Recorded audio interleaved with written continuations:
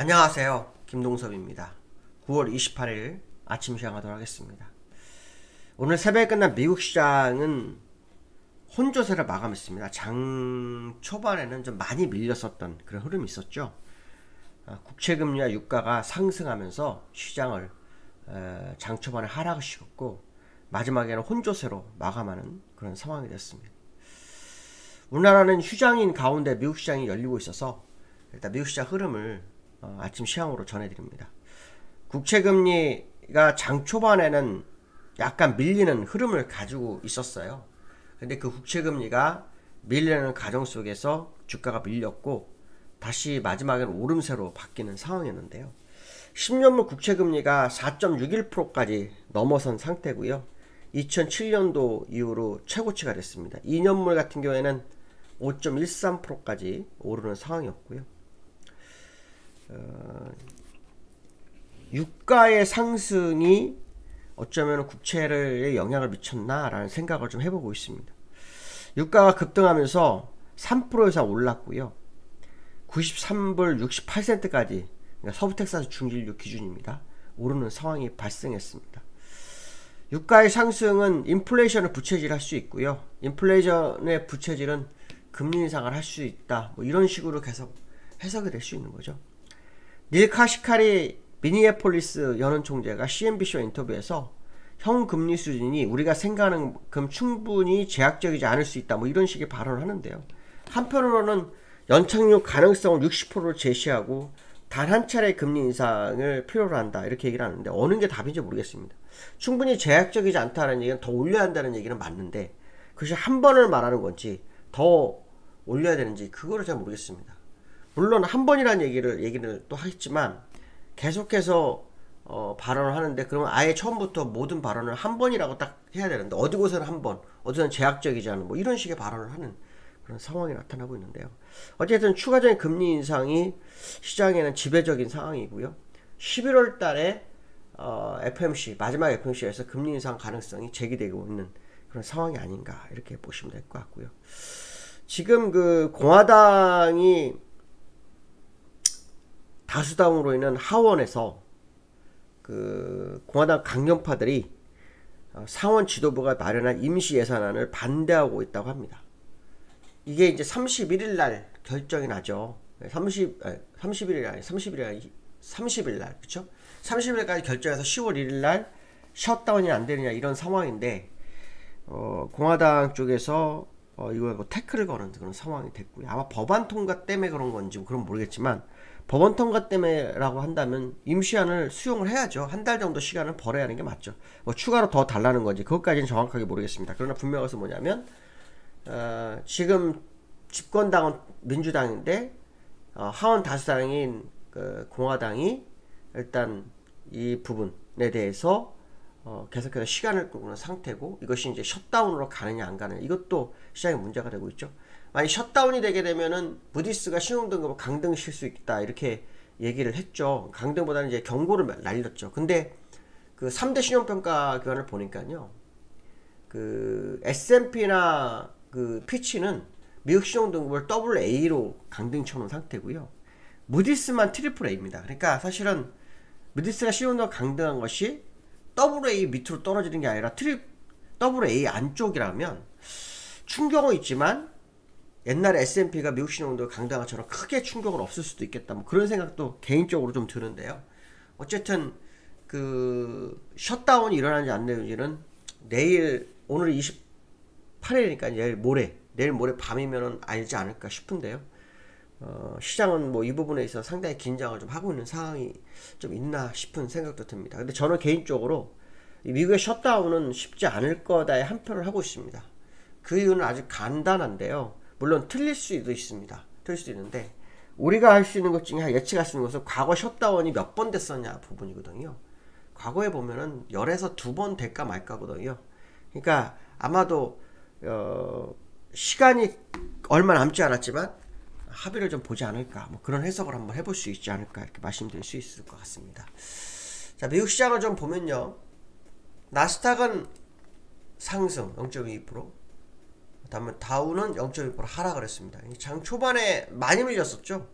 거의 0.9%까지 밀렸다가 낙폭을 다 축소하고 마무리를 했습니다. 장 초반에는 0.3% 상승이 있었던 다우의 모습이었는데 금리가 오르면서 다시 금리가 오르면 주가가 흔들리는 그런 상황도 있었던 모습입니다. 어쨌든 오늘 이게 오른 거, 낙폭을 주는 것은 유가의 상승도 영향을 좀 미쳤죠. 유가 상승하면서 원래 유가 상승 인플레이션이 올라서 주가가 떨어져야 되는데 정유주들은 올라버렸습니다. 그러니까 그들이 시장을 조금 방어한 상황도 되는 아주 특이한 경우가 됐다 이렇게 보시면 되겠죠. 그 다음에 나스닥인데요. 나스닥도 장 초반에 좀 밀렸죠. 장 초반에는 0.7% 상승했다가 또 마이너스 0.7%까지 확 밀렸다가요. 그 다음에 플러스 0.2% 올랐었습니다. 그러면서 지금 이제 허공에 떠 있는 그런 상황이죠. 기술적으로는 어제까지는 상승 이력이 아예 없었죠.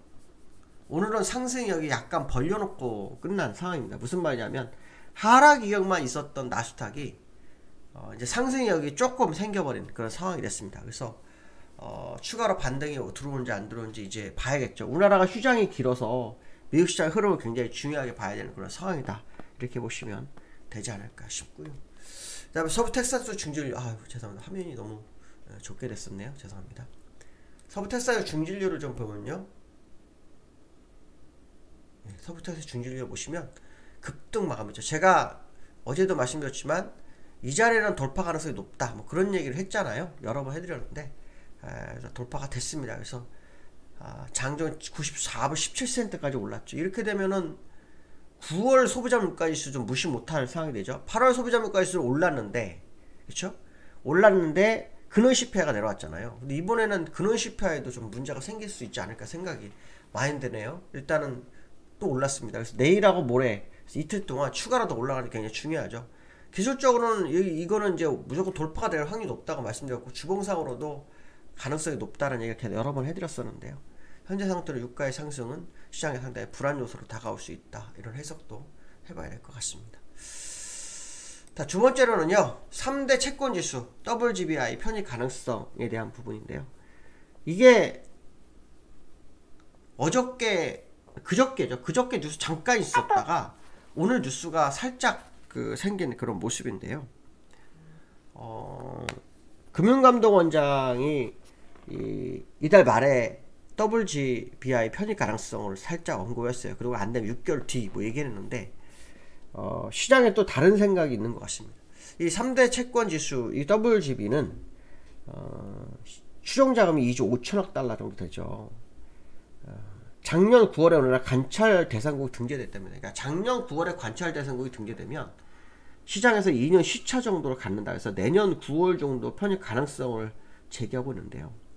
우리가 중요하게 봐야 할 것은 뭐냐면 지금 정부에서는 이게 가입되기를 무지하게 학수고대할 것 같습니다. 왜냐하면 원달러 계속 올라가기 때문에 원달러를 방어하기 위해서는 현재 보유하고 있는 외환보유를 사용해야 되는데 그렇지 않고 외부 자금으로 원달러를 누릴 수 있는 유일한 지수가 이거거든요. 그래서 한국이 조기 편입이 될지 안 될지는 내일쯤 바라봐야 될 것 같습니다. 만약 편입이 되면 일단 원달러가 더 올라가지 않는 상태가 발생하기 때문에 주가도 반등의 계기를 맞이할 수 있는 거고요. 만약에 편입이 안 되면 뭐 상관이 없고요. 어차피 편입이 되든 안 되든 시장은 시장대로의 움직임이 있는 상황이죠. 다만 우리가 조금 더 호재가 있느냐 없느냐 그 싸움이다 이렇게 보시면 될 것 같고요.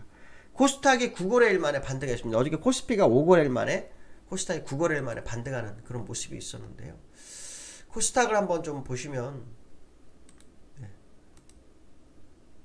코스닥 지수 보시면은 일봉상으로 보시면은 양봉이 나왔죠. 계속해서 음봉으로 끝나다가 어저께 양봉으로 끝나면서 200일선을 일단 회복하고 끝나는 모습입니다. 그렇다고 해서 5일선을 회복했냐 그건 또 아니죠. 적절한 흐름을 좀 보였는데 추가로 움직이려면 이제 2차 전지들이 움직여야 될 텐데 어제는 2차 전지들이 별거 없었습니다. 다른 종목들이 끌어올렸거든요. 그래서 2차 전지에서 다른 종목으로 어떤 시장의 변동성이 있는지를 한번 확인해야 되는 상황입니다. 어저께 코스피도 주가가 좀 오르는 그 상황이었지만 2차 전지 별로 힘을 쓰지 않았거든요. 그래서 이런 부분도 좀 감안했을 때 갑자기 시장 분위기가 그동안 시장의 주도주였던 2차전지가 시장에서 퇴색 하면서 다른 종목들이 이렇게 올라와서는 부상하는지를 한번 봐야 되지 않을까 이렇게 말씀드릴 수 있을 것 같습니다. 자, 오늘 여기까지 하겠습니다. 감사합니다.